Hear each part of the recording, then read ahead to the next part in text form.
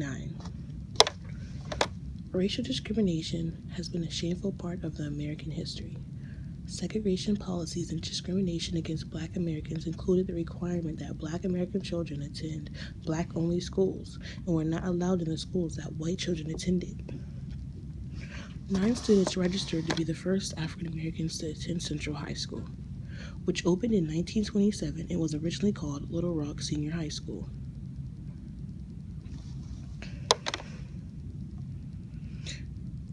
Minnie Jean Brown, Elizabeth Eckford, Ernest Green, Thelma Mothershed, Melba Patillo, Gloria Ray, Terrence Roberts, Jefferson Thomas, Carlotta Walls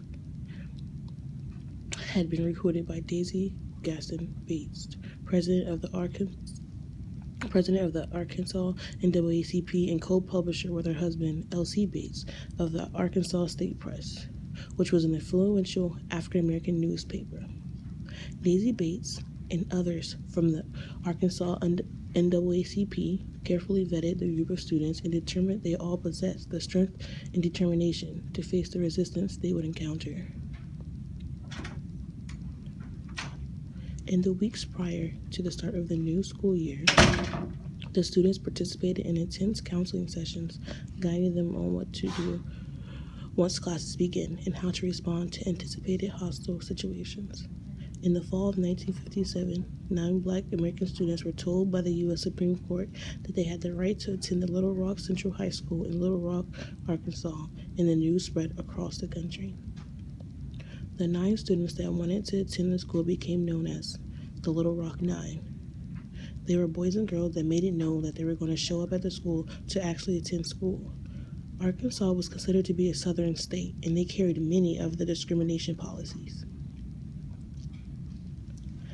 The Arkansas governor, Orval, was completely against Black children attending the school, and he ordered armed National Guards to show up at the school. The armed guards were his way of trying to keep the kids from entering the school. President Eisenhower, not believing the story, met with the governor, and very quickly the guards were removed. On September 23rd, the 9 students appeared to enter Little Rock Central High School for the very first time. People had gathered and were yelling out verbal threats and abuse. The students ignored all of the people and went inside the school. Since the story had hit the national news, there were journalists and cameramen from all over the country. This was considered to be a moment in history where discrimination laws were being forced to change. Once the kids were inside the school building, violence outside did start, and the people attacked 7 of the journalists. The situation outside became worse, and school officials began to fear for the safety of the students and decided to dismiss school at lunchtime. Upon hearing what had happened, President Eisenhower ordered military troopers from the 101st Airborne Division the next day for the purpose of escorting the students into the building and taking care of any troublemakers that would try to stop them. It took only a few days for the troublemakers to be removed. However, armed guards remained on the site to handle any others that might cause difficulties. The 101st Airborne and the National Guard remained at Central High for the duration of the year, but through the year they faced continual abuse and discrimination from the white members of the class, and even some of the adults. Legal challenges to integration continued throughout the year, and Orval Faubus publicly expressed his wish on numerous occasions that the Little Rock 9 be removed from Central High. On May 25, 1958, Green, the only senior among the Little Rock 9, became the first African-American graduate of Central High.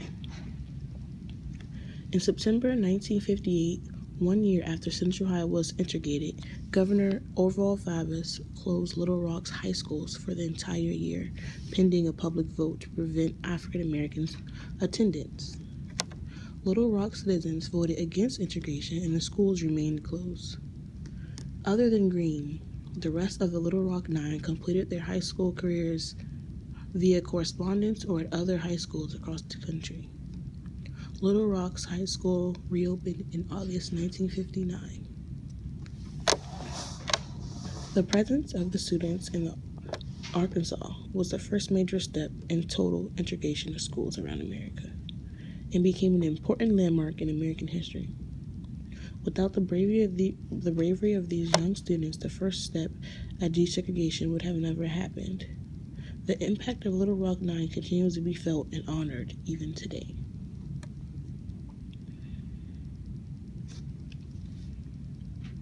Next slide.